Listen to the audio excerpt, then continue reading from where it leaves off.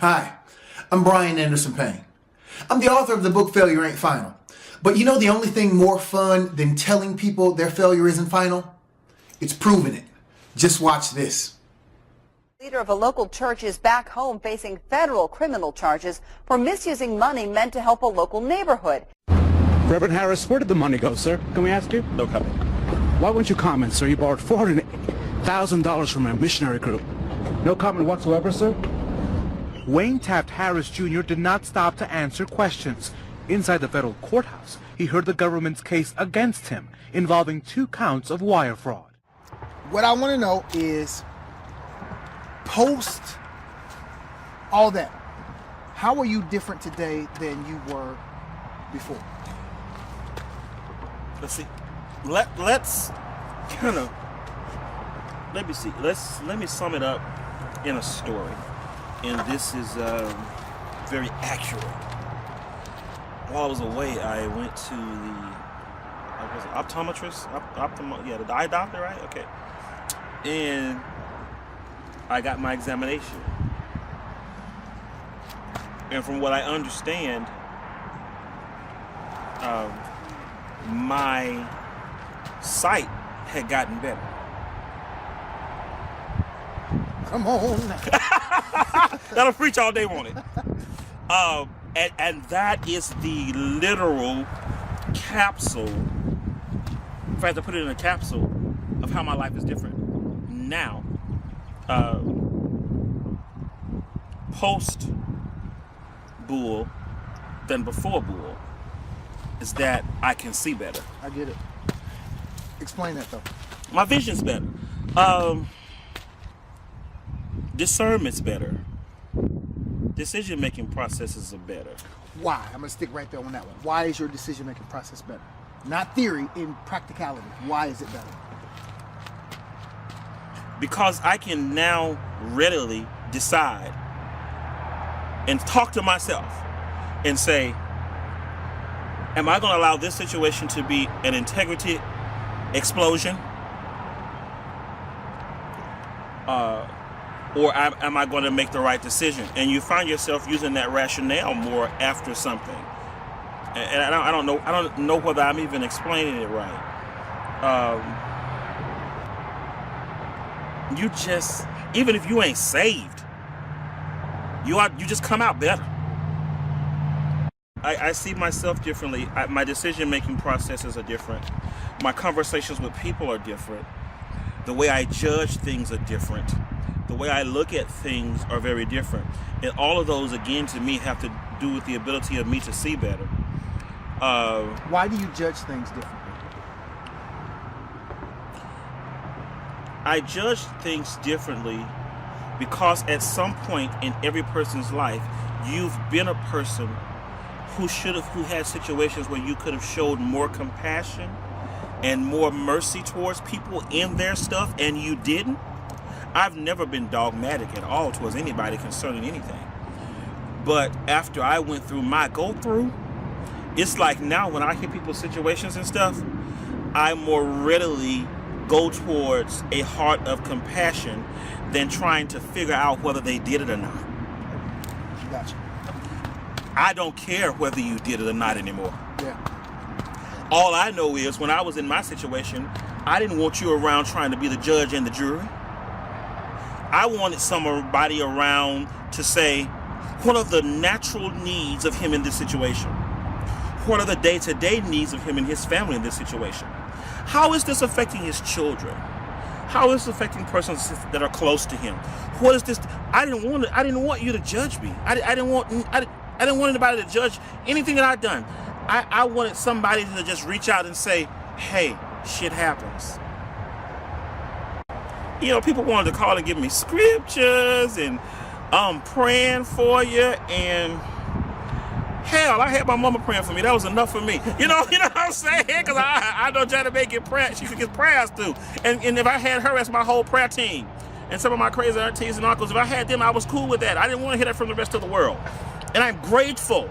And I love it. And I'm grateful that the people were doing that. But when people are facing those situations, I need to know, do you need me to bring you a $1.99 meal from a chicken place? And so now when I look at those situations, I don't sit back and try to figure out whether somebody did it or not. I don't care what kind of situation it is. I don't judge any situations. I look at you based on what I'm seeing right now until I know any better. One of the things that is done in my heart is that I was a pastor going through this situation. And inside of the situation, there was really nothing they could do for me. I've got an education, all that kind of stuff. Outside of the situation, I received some wonderful help. One of the top reentry programs in the country, not just because this is my city, but literally is the Dannon Project in Birmingham, Alabama. And the government says that they're number one at what they do. They helped me tremendously. And here's how they helped me. They helped me in that I was able to see a building filled with men and women who cared about people beyond their circumstance. And I did not see that while I was going through. But to come out and get into this program and I walk in and nobody's treating you like you did something. That to me was so life-changing. And so that's how I look at people now. I look at you and I just say, okay, I want to know what your needs are beyond what you're experiencing. If you're in the middle of a divorce and you've been married for 20 years, you just moved into an apartment, do you need some pots and pans? You get what I'm saying? Absolutely. If you've been a pastor who's just been put out of his church and this is his only source of income and the church owns the house and the car, if they give you 60 days, do you need me to help you by signing on to an apartment or something? Or finding someone that will work with you in your situation? So I found myself wanting to be more resourceful towards people than judgmental. Getting, basically kicked in the butt caused me to. I don't want people to have to ask me about the right or wrong of stuff right now. That part we can figure out. Right now I'm bleeding. I need you to just, love God. me for a minute. Oh God. We can deal with the other part later. Oh God. But Oh God. so I get it. Even now I'm not into the right or wrong of certain situations. I am. What do you need to get through this? And I think that's where we miss ministry. We miss the greater part of ministry, or helping people in general, when we first try to get to the judgment of the situation. And not get to the very need of the person in the situation. I get why, we're preachers, we don't think we're preaching, but I get why now Job's friends were best when they were just shutting up. Oh my nothing. God. Oh my God. Just sit here. Oh my God. I have told people repeatedly, don't say shit else to me. I have, anyway, don't say shit else to me. And I said that, and I told them in a spirit of love. Yeah, I got you. I said, don't say shit else to me. All I need you to do is close your mouth right now and be present. There's something powerful in that. Yeah, it really is. I don't need you to say nothing. I don't need you to try to fix this. You can't fix this. This is what it is. This is what has happened. All I need you to do is look around and see you. Yeah. And know you're in my corner. That's it. That's it. Don't try to come up with nothing else. You're gonna say something when you open your mouth. Is it 1 Peter to 2 Peter? The dumbass gonna speak. It's in the scripture somewhere where the dumbass speaketh. Yeah, you're gonna open your mouth in my situation and the dumbass gonna speak. Yeah, just shut up sometimes. Just close your mouth and just be there. It's like when people die. Everybody want to come say something to you. Don't say shit to me. Yeah. Just look at me. Because you don't know how I feel. You don't know how I feel. Even if you lost the same person that I lost, you don't know you how I feel. You definitely don't know how I feel. When my mother was going through chemotherapy, radiation for 2 years, and I had the inability to be there, then 2 months before I got to the door to go home, she died. And you want to tell me you know how I feel? When you wouldn't even go see your mama and you were not in a situation where you could not get to your mother. Right. So I've had people to tell me, oh, I know how you feel. No, you don't know how I feel. Please close your mouth. I had to talk to my mother via phone twice a day, morning and night. I had 300 minutes a month. They had to be divided between children who you're praying that this does nothing to their psyche, because when you call, they have to press 5 and it says, this is a call from a federal institution. This is Wayne Harris. Press 5 to receive the call. And my daughter presses fire and say, hey, Daddy, how you doing? Like nothing's wrong. So you don't know how I feel about the situations. It hits everybody as differently. So it's just totally, you don't know how I feel, and I don't want you to say you know how I feel. I just want you to just kind of be there. And then when you say something, don't come out with all these scriptures and stuff. Say something. Say something. God dog it. Don't come out with all that stuff. Just say something. Oh, yeah. Don't religiousize me. Just ask me how I'm doing. It was the simple questions that I yearned for. How you doing? What's going on with you? I know this has happened. It's been a year since you've been out.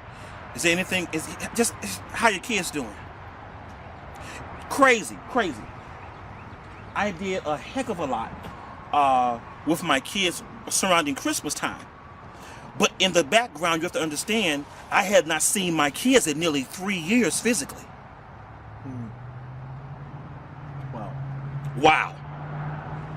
Telephone in the morning, telephone at night for 18 months. And this is different now. This is not just anybody, because you were a completely active parent. You're not like, some jackleg daddy. No. So no, not at all. That means a lot more to say. Not at all. When it's not it was, if anything was devastating, so to speak. If anything was thought-provoking and will make you make better decisions, it was definitely the fact that I didn't have access to my children. Whew. Oh my God! Because like you said, I'm daddy. Right. Period. I'm father. That was, I knew that was my first calling, and my kids were everywhere with me. My kids did everything. We went everywhere. Just very, very active. And to not be able to do that and have to get pictures and hear about things, man, that right there. Thinking about that whole scenario makes you make better decisions. I can imagine. Every time. I saw my kids for the first time. It had been 2 years. My sons had gone from 5 feet to 6 feet 2. Do you hear me? Eating a lot more. Eating a lot more. My daughter had gone from a little girl sitting in my lap to a 5'1" woman with breasts and hips and thighs. And so I walk in the room and I'm like, what the hell is this going on? And so, so, yeah. So the dynamics that I don't talk about are the dynamics that I had to make decisions to go through. The fact that my children were here and growing makes me make better decisions, makes me get up, makes me do things, makes me thrive. Yeah. And the fact that when I got out, I called the school principals and talked to teachers. And they said these words to me: these kids never forgot what you all put in them. And we had no issues while you were gone. To me, that right there, that makes me make decisions. It makes me make much better decisions every day. Much better decisions every day. Much better decisions every day. Yeah. Life situations. Life situations. The realness of situations. Look, my life was reality TV. You know what I'm saying? Unfiltered, uncut, unplanned. My life was reality. No, that's the realness of stuff. That is the realness of stuff. So so yeah. Wow. Yeah. So all that comes out, man. So yeah, you deal with stuff. Man, and the crazy part about it, you get out, and I have an education. I am not short on the degree things. I'm not short into that. What do you do with a person who's been in ministry that long? And you want him to go out because he's in a transitional living home. You want him to go out and get a job. And don't nobody want to hire the preacher. They love him, but he's too qualified. He's running a nonprofit organization. He's done this, he's done that. Where are the ministries to those persons? So that's kind of where my heart is. No, I ain't finna start no prison ministry now. I ain't saying nothing like that. But I do say that I have a bend towards those things now. A great bend towards those things. I tell people all the time, people say you got to go through stuff so that God can teach you something. Hell you don't. I mean, you don't. There are 66 books in the Bible. Pick one and go by it. And live by it. and you can learn a lesson without all the rest of this drama in your life. We create those scenarios. We create them, and then tell me some God trying to teach me something. You're so full of it. Sit down somewhere. Sit down. Sit down. Sit down somewhere. God didn't create that. Sit down somewhere. God did this to test me, and God this, and now God's gonna get the glory. No, God's just kind of compassionate. He won't let you be consumed by your own foolishness. Okay, I sound like an old Pentecostal holiness preacher now. Look. So they're gonna come out of you. I'm sweating. Yeah, that's cool, man. That's I think that end segment right there. So. You don't learn about the kind of library. Cook certain stuff you was telling me. I was like, what? Yes, sir. Man's gonna survive. Man is going to survive. I have seen cakes made where somebody takes a pack of cookies, put some milk in it, stir it up, and put it in the microwave. And when you finish, you got a cake and cut it better than anything you ever had. We're gonna survive. Ice cream, some creamers in a cup, and some milk, and some Kool-Aid flavor colors, whatever you want. Cream packets, like coffee creamer, the packets. Couple cartons of milk in a peanut butter jar. Whatever flavor you want, you get that flavor Kool-Aid and put it in there. And put some ice in it and just shake till all the ice is gone, and you keep shaking and shaking and shaking and shaking and shaking and shaking. It turns to ice cream. Wow. And if you want stuff in it like granola, Oreos, you put that in there. You just shake, then stick it down some ice. Yeah. Now that one you didn't tell me. Yeah. Oh yeah. So you got a whole menu of stuff. Yeah. Oh my God. Chef locked up RD. Most definitely. You know, I think. When you say stuff like that, and I think it's situations like those that help us find, if I can say this, help us find a lighter side of even ugly situations. Oh my God. You better think yourself happy. You better have the ability to think yourself happy. You gotta have it. Ooh, you got to think you can't nobody do it for you. Nobody can push you. I told someone today, I said, listen, stop calling me because I'm tired of motivating you.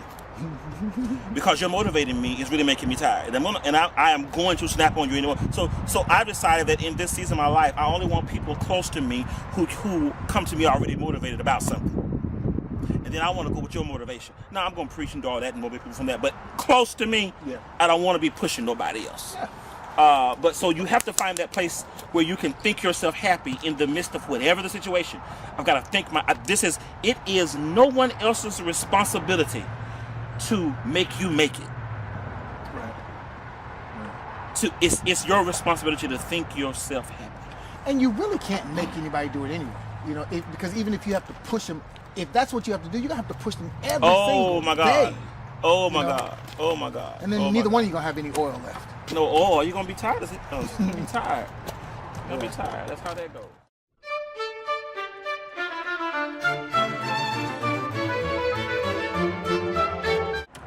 Yeah, that's good.